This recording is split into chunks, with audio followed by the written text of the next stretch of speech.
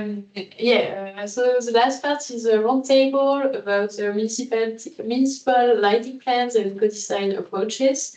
So Nick will be the moderator, so you can come here in front of everybody. And so I will ask Saïg, Heike, and Piet to come as well.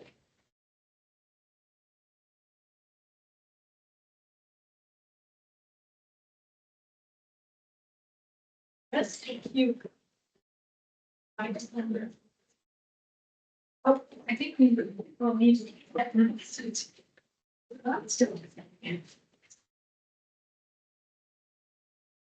All right. Welcome to the last part of the presentations in this room. Of course, we have a very nice schedule tonight as well. But we're now going to do a round table. And before we start, I'll still quickly introduce who we have at the table. I think you've seen most of them now, but just so that we know who we're dealing with. So first we have Saïg Potard, who's the head of the Public Lighting Department of Brest Metropole. Here. And then we have Heike, who's the head of the Active Mobility Department of Hamburg, and in the Altona district, if I'm not mistaken. We have Piet, who is a lighting expert for Lauwersoog Harbour and is a civil engineer. And then we have Jan here, who is the project manager for Darker Sky in the harbour in Holland. So we're going to start with one general question for all of you. So I would like to ask you if you think about your personal vision for lighting planning in the next 10 years. Could you maybe describe that? And I'm going to give you 10 words, but if you do one small sentence, I'm also going to let it slide. So maybe we can start with you, Saïg, if you don't mind. Yes, hello. For me, the future of lighting will be or light reduction, because the consideration about the different issues, environmental issues are getting bigger and bigger. So I think awareness is growing. I would think it would be more efficiency and less lights, but I hope.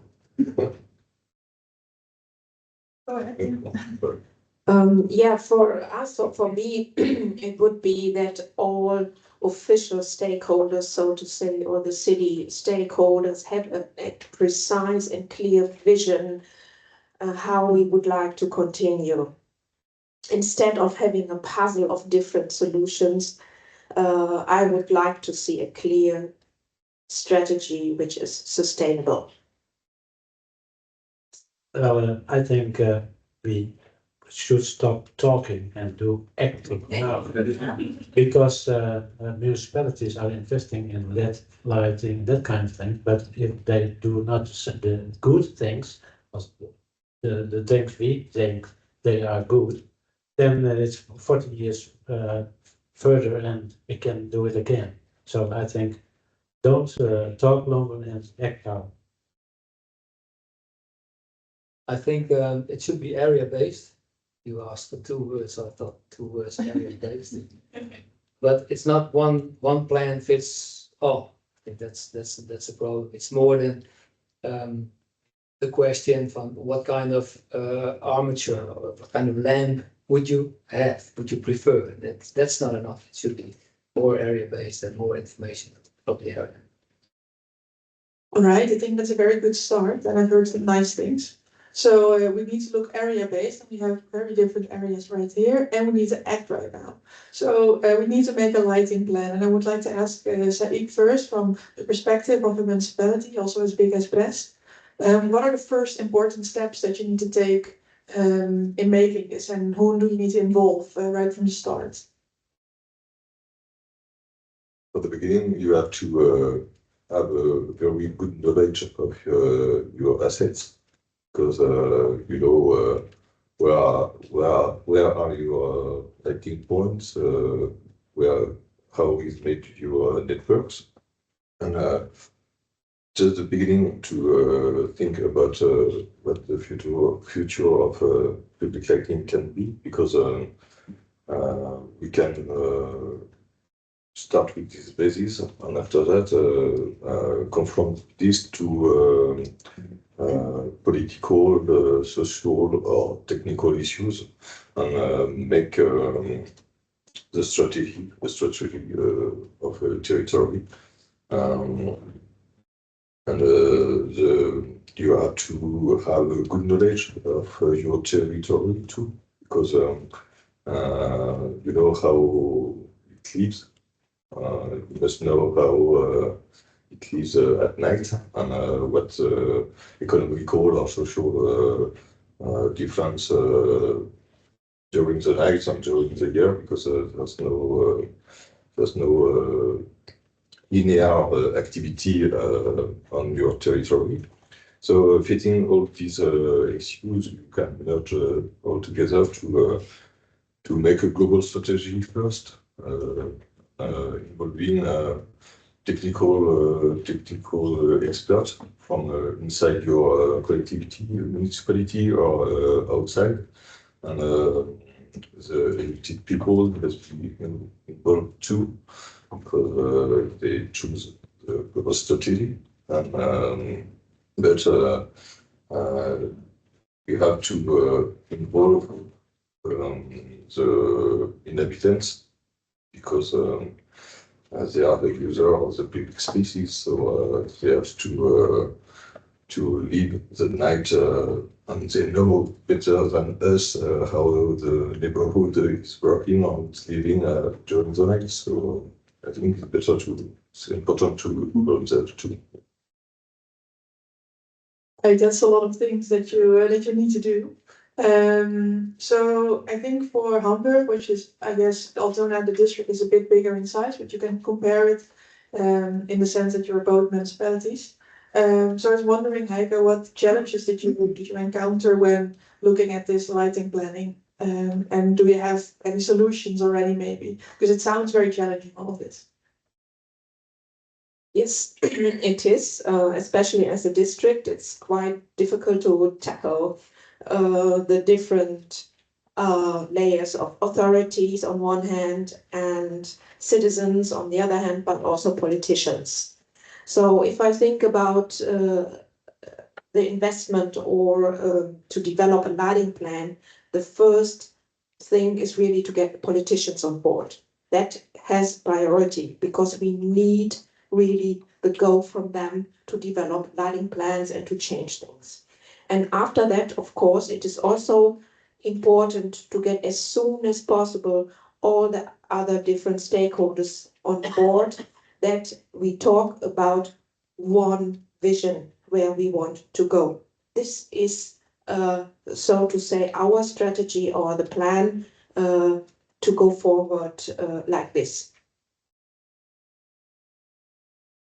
All right, very good. Now, of course, this is pretty much, it's more similar in the way that I'm now going to ask Piet a question, which is, of course, a very different situation, because first of all, we're dealing with the harbor, and then also we're working with this bottom-up approach, of course. So I'm very curious to see what your perception is about the planning. So at first you have to include all stakeholders in your thoughts, and at an early stage, and involve them in the choices that need to be made.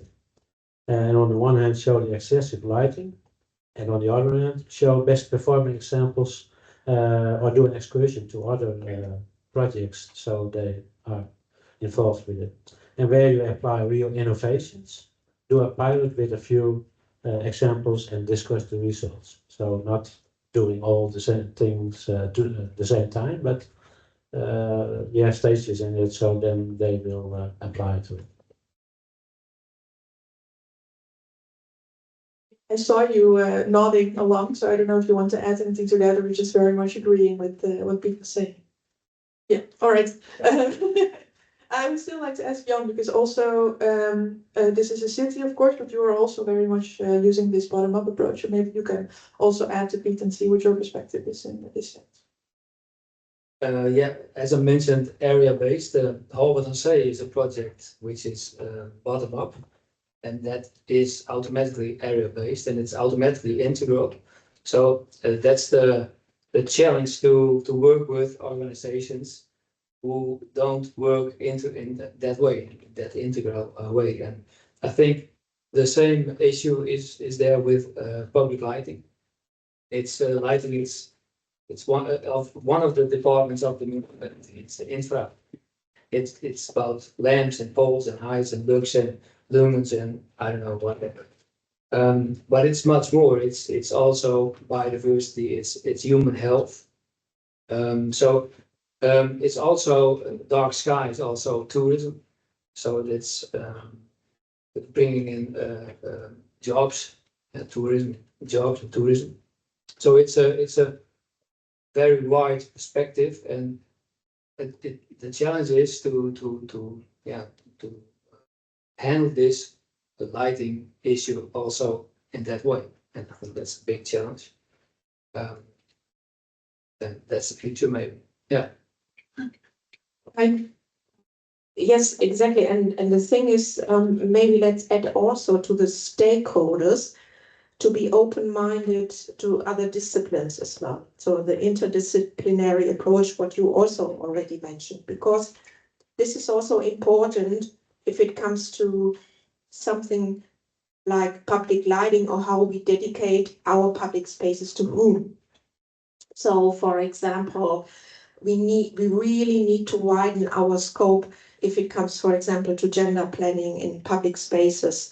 If it comes to aspects what Arjen just showed us. So I think it's also stakeholder groups is one aspect, but if you are working in your own field, so to say, you often forget about other stakeholders, or your slide, the blank slide tells you already a lot. So it's also really important to broaden the scope, and especially for cities, because cities are often used, or departments, to think in fragmented structures.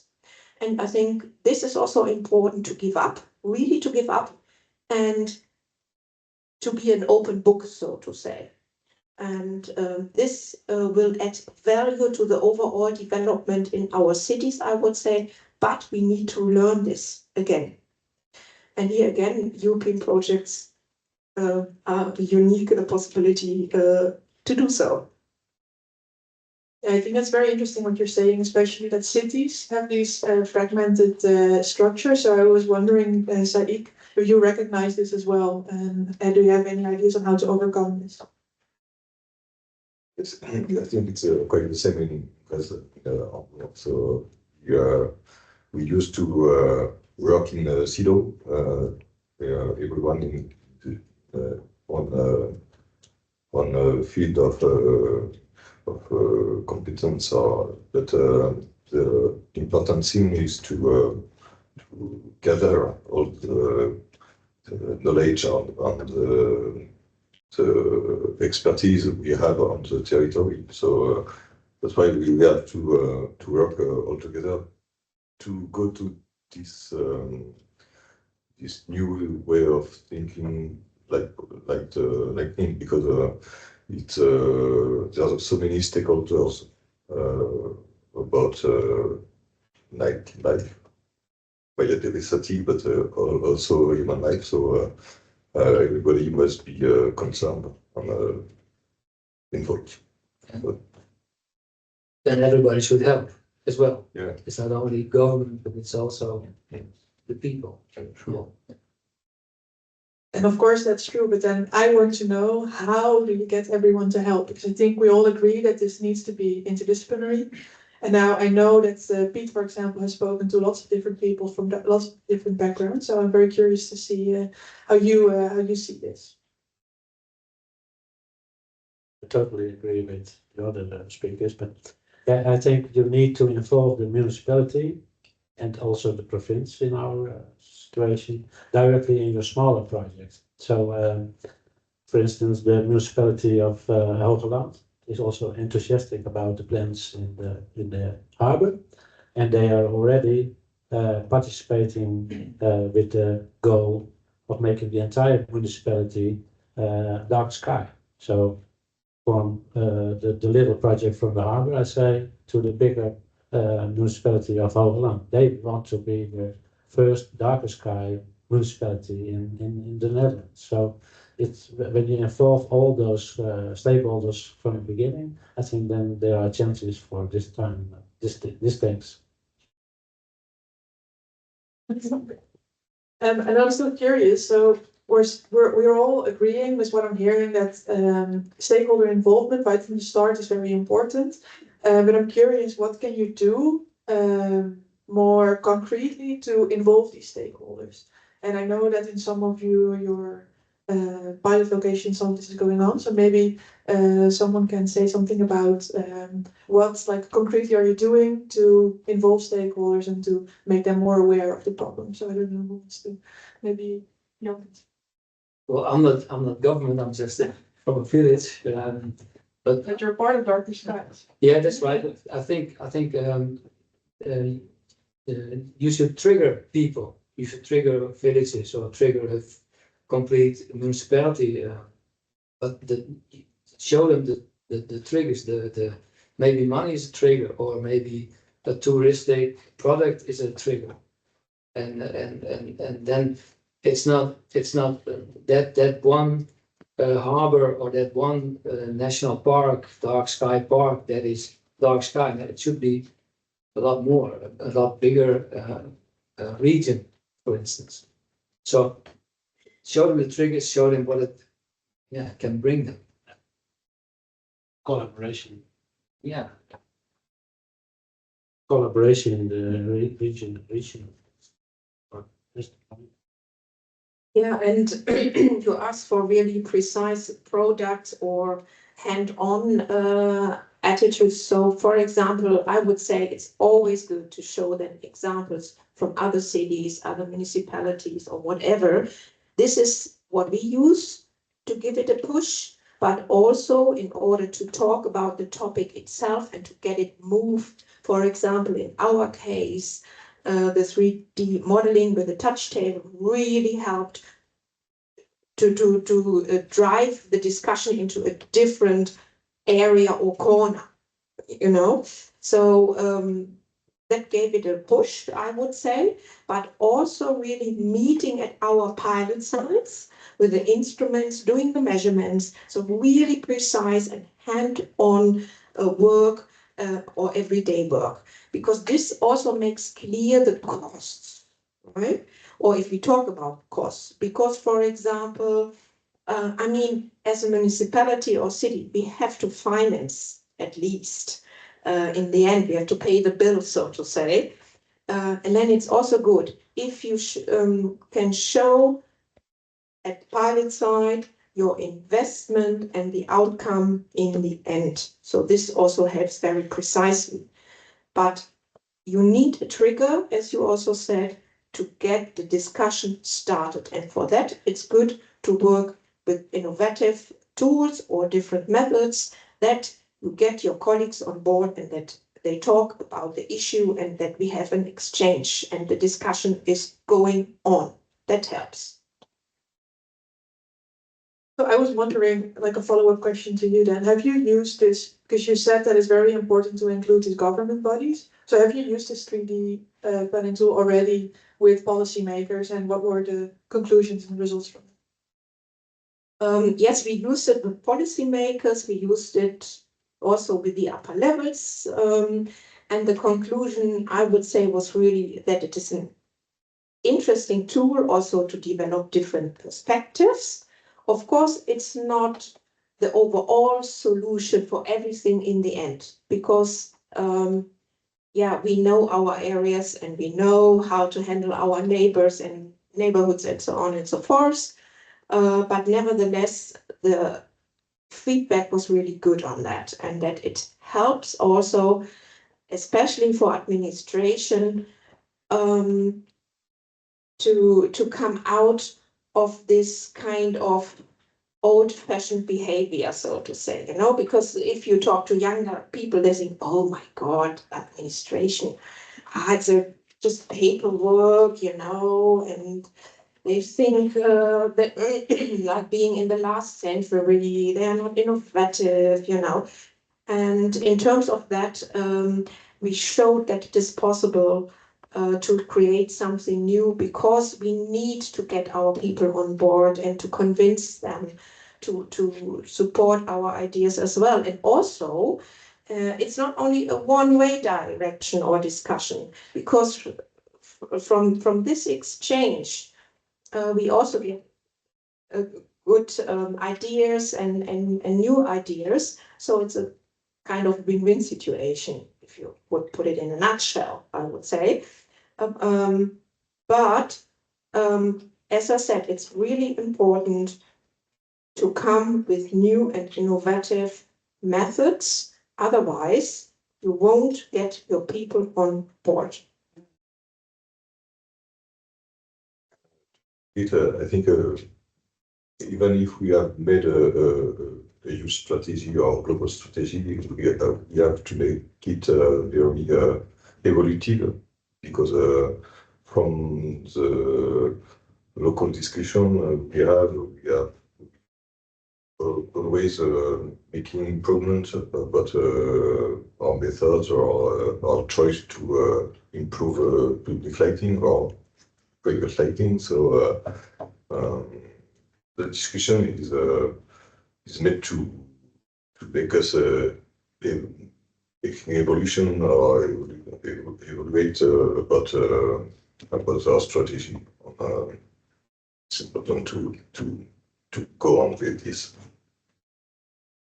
Yeah, thank you. So we've talked about this 3D modeling, but unfortunately only Holbert, and what's nice for you, but Lauwersoog and Brest, they don't have this 3D modeling. So I was wondering for Brest, also looking that you have the top-down methods, and for Lauwersoog having the bottom-up approach, how do you approach these lighting plans in this way, that you have to use something else, right? And you probably did. So I'm curious to see how you approach the situation. Sometimes I use the bottom-up approach, because we make some networks or inquiries or questionnaires about the evolution of public lighting. So all this information we gather, we take it to account to make some change to consider the users' advice, in fact. So we have also the municipality of Lauwersoog, and they have on the other side the darker sky Lauwersoog, and so they see the difference between the Harbour and that. So that's also why they are thinking with us. And yeah, we talk about street lighting all day, but we have to do with darker sky. And I think I hope that my grandchildren will also see the Milky Way. That's why we are also doing these things, I guess. It's nice to see that children like the VR thing. Yeah. So we start with the young children, I should say, and also students as well. They get the item. They like to do work for then our project, Hall Larenstein, in relation to darker sky as a product, tourist product. So students, kids, yeah, we start there. I think that's very good. I see what I mostly hear, if I conclude, is that we have to make visual what's going on to involve stakeholders. And you can do that in multiple ways. You can just show them, of course, but there's also these very innovative tools. So what I would like to ask each one of you now is, since we're going towards the end of this panel discussion, maybe for all of your pilot sites, you can summarize, well, we've heard what is going on so far, but what are the steps to come to really improve and to go to the ideal situation, and what should we do after darker sky to perfect lighting so that we still have darkness? Yeah, that starts with more knowledge, awareness, knowledge. That's important. And when decisions are made, for instance, for the peer at Holbert, that people from Holbert know what they're talking about and maybe know what they want in the future. So they can be on speaking terms with the owner of the pier. That should be very nice. I think we have to analyze a little bit what we've done. So not easy to answer directly what we made was good or not. But I think we try to do experiment some new technology. Maybe we have to feedback of how they work, and if they are relevant to the goals we have to reduce light pollution, because if it's too expensive, it's not worth to put money on this. And so all of this has to be analyzed, I think, during this year, but after.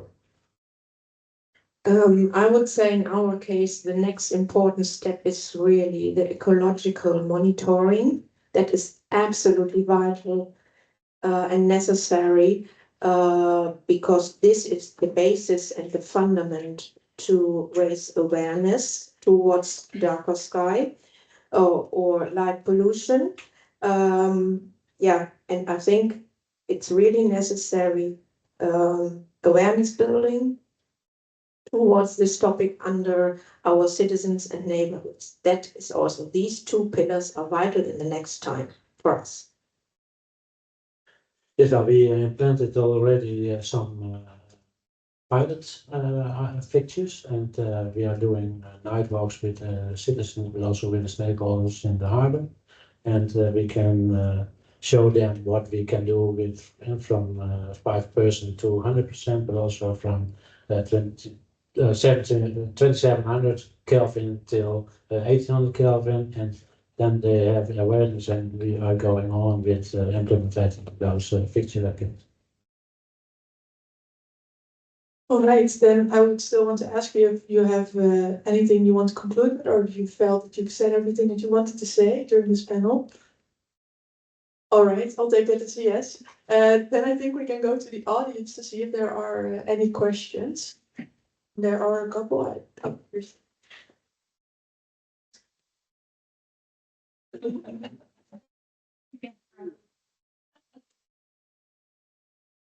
Thank you for this wonderful discussion. I wonder whether we are preaching to choirs, to the choir here a little bit. Is there anybody in the room who's from the lighting industries? No? Okay. Because the lighting industries also has a lot of other interests, and they're following other surveys and so on and so forth. So there's one tendency that says, one research also that says that the bigger the brighter the light is, the bigger it's getting the need for illumination, for example, in the public. And I was just wondering, because it would be great to have them more involved. So I put this this sheet there. I'm looking for partners right now for a project where we really involve the lighting industry as well, and where we're going to the public and with cultural things. So basically the same that you are already doing, probably just a little step further. What I observe from your discussion is we have 2 small villages and 2 large cities, correct? And these small villages are lucky to have you there. I think that it's really important to get into the smaller cities, because they don't have the competencies that the larger cities have. What's a big and what's a small? So they don't have so many departments. They have the I don't know, Tiefbauamt, I don't know what that is in English, but they only have this one deep construction. So they have to do everything, but they don't have any clue. So, and there the lighting industries is kicking in, because they are doing everything for them, and they preach something different. Yeah. So. That are both two things. When I started with reflective pavement about 25, 30 years ago, I was talking to the people who are involved with, for instance, the CIA, that kind of things. And in the commission was Mr. Phillips and Mr. Osman and that kind of stuff. And they said to me sorry, Mr. Zijlstra, nice, the reflective pavement, but we are selling light. And that's what I always have in mind. That's the problem with the industry. They are selling light. And we are saying from light, if when needed, we use the light. But they are still selling light. So there are some difference in thinking. And the problem is that they set up the norms for lighting. Yeah. Oh yeah. I told here some people in the break. I was walking with a municipality with people from 0 till 80 years old, and we were walking to a municipality, and the lighting was exactly from what the NPR 13-2018 says. But when you ask the people, what do you like, what is nice, then you said about 30% of what in the CIA or that kind of thing. So also is there something, they need a different approach, I guess, for that kind of things. But those CIA, that kind of things, also Mr. Phillips and Mr. Oslo and that kind of things. Mm-hmm. Okay, now I don't have a question. I just wanted to point out something Piet said, and it was short. He mentioned gemeente Hogeland, so start with a small project and then make a step up to a bigger project. And that is exactly, I think, the best way to approach it. That's the eco-acupuncture method. So it's the bottom up, and but also for your the municipality of Hogeland is the biggest municipality of the Netherlands. So it's a big area with all kinds of villages and that kind of thing. So it's huge what the gemeente Hogeland reaches to. Yeah, but and it's methods also developed in Australia. So the College of Melbourne, they have a department specialized in this method, and we're starting a project with them and see if we can take that method to here. And I think we should use this for these kind of projects. So, can I ask a question?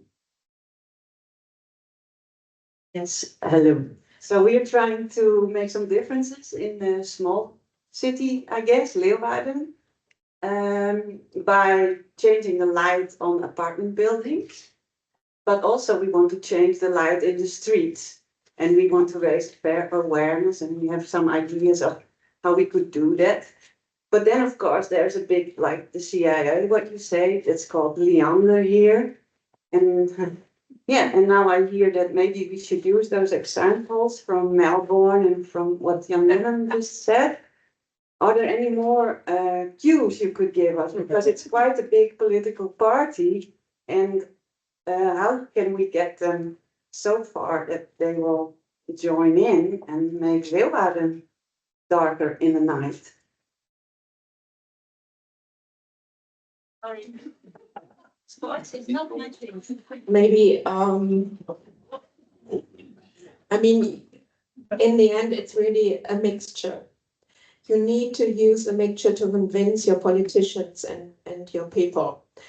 This is what we do.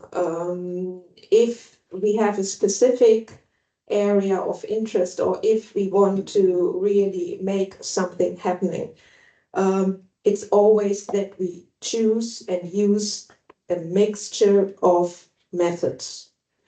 Of course, in the end, it's sometimes absolutely helpful to come with an example from Australia or somewhere, but nevertheless, it's really to go out with them.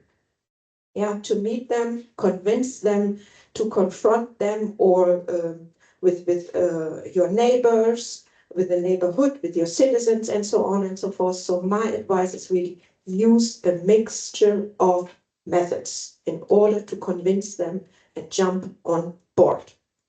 Thank you for that, because we're already busy with that. We have an house out there, you call that a subsidy required at the Mietskip funds. And we are busy with the area in Highland. It's one of the city parks in Leeuwarden. And what we were busy with the school, the teachers, planting seed bombs, etc. And also, because I live in an apartment with many light, and I designed a lamp and a cap over the lights. And we got promotion for that through the local people. And we're busy with we call it the Groeiweek. That's a part of in the Netherlands, in Friesland, where everybody thinks about growing seeds, etc. The green work. And we want to combine that with the darker night. And we got funding for that in certain ways, but we have to make more supporters. And I spoke with Peter and I spoke with Willem. How can we accomplish that through the money we need to implement, to get that done? Yeah, okay, but we are way ahead of that. And we want to stimulate the people and a knowledge about the sun, etc. So we'll come back.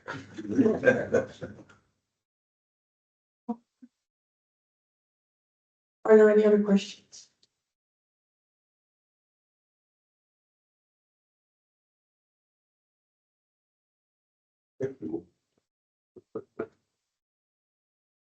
Maybe just one comment from my side, because it was also mentioned by you, and you now were referring to regulations, and we had that. I remember a discussion in Hamburg where we had a discussion with the authorities and also the lighting planners, and some of them they were referring to, okay, we have these D norms and we have these regulations, and we have, as responsible authority for making lighting planning, refer to these regulations, and there is no flexibility.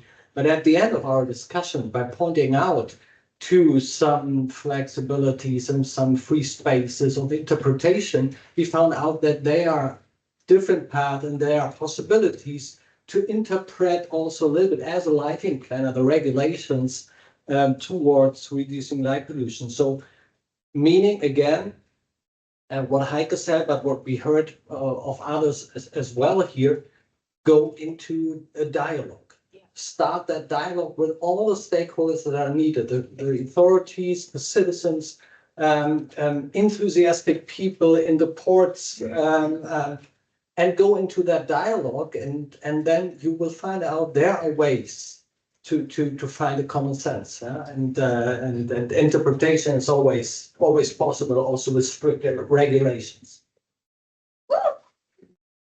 Thank you. That's really helpful. And what we're trying to do is also focus on the bottom-up approach and get the community involved, and they can show the difference by small events. But if you have 3 really huge gallery flat buildings that are all of a sudden only in functional light and not in excess light, well, that is really wonderful. But the struggle for me, we are going local to show the impact, and also you have to get community along. But on the other hand, Leander is like such a huge business, and they have like this enormous plan for the whole municipality until this, well, it's only until 2 years now, so that is all right. But how can we trigger them so they say, come on, yeah, we will have a little peek in on what's going on here. How can we get them, like, else with just a little speck on on the big field and they might not have done this before. And they might think, let's skip this email, let's skip this telephone call. So I need some food for that. As well, Leander is just a contractor from the municipality of Leeuwarden, and they are not the boss. So you have to go to the municipality. They have to change their deal with Leander, and I think there are possibilities in it. Because I just want, I really want to make a difference, you know. And I asked the municipality to join the Dark Skies event. And did they join? Because then I got an email and they said, yeah, but that's all far away from Leeuwarden, so no, we're not going to join. Next year, it's elections. This, No, tell them. so this year, the election programs are being written. The verkiezingsprogramma's zijn geschreven. It's being done before summer, so you should go to all the political fracties and tell them what you want and make sure that they make a few sentences in their election program. Otherwise you won't vote for them, yeah. No, it's if the bigger parties do that, it's a start. It's a good start. Partij van de Arbeid, CDA, FNP, they know. I'm not so sure about whether in the Netherlands the norms are the law, question mark, because in Germany they are not the law. That's why. It's also not in Yeah, Parliament, so but- it's just a recommendation. Yeah. And as a city, as a small or a large city, you can do these lighting concepts, Yeah. like light master plans.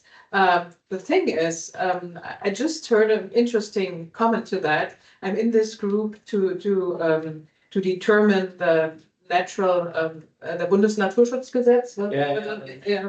Nature protection. Yeah. And we have one guy, he's working for an engineering company. They are doing a lot of lighting and a lot of measurements. And they are working very close with the energy providers who often are doing the lighting. And he said that, well, light master plans are for the politicians. We don't care about for that. We care for the norm. So that's just a comment that is interesting aspect somehow. Yeah. But what I wanted to add to you, does Leeuwarden has a lot of culture. Sorry that I asked that, but theater, music, and so on and so forth. You should try to bring culture in. We do that We do also. also. Yeah, I think we got it fully covered. I think it's also almost time for dinner, so I think we can give Andreas one last comment, and then we can continue the discussion with some nice food. I think the problem is, okay, we have different problems. Yeah? As Caroline said, in Germany we have the norms. There are no regulation, but these are the only things where we have some numbers in. So, and all the technicians just follow the numbers. Yeah, they look in Dialux or Relux and they make the calculations. Is this the correct uniformity? Is this the exact luminance? Yeah. So if you do not follow the norms, then you can make a lighting management plan or something like this for your city. But then you must know how you can make an ecological lighting. So it is important that you make some guidelines, some norms, how we can illuminate with less light than most other people do. And there are not very many people that know how to make ecological lighting. Yeah? We have one large city in Germany that now has made a lighting management plan where they try to make, they follow the norms, but they try to make ecological lighting. It's not yet through the final political discussion, but it's nearly ready. I think in 1 or 2 weeks it will be published. That's a village, the city of Darmstadt. I think they have 150,000 inhabitants or something like this. And at least it's not perfect, but it's already something that one could look for. And perhaps that's my vision, that Darker Sky will perhaps provide some guidelines for ecological lighting. Hereby I would like to end this roundtable. I would like to thank the panel. Maybe you can thank them once again.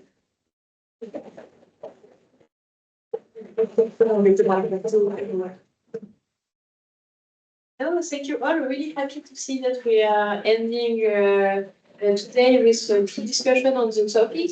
Just for your information, so for just to say that so today it's our midterm event, but next year we will be having our final event where we will be able to show all of the results of Darker Sky with all the analysis done. So you can put the date on your agenda. Normally it's supposed to be on 24th, 25th August in Brest next year.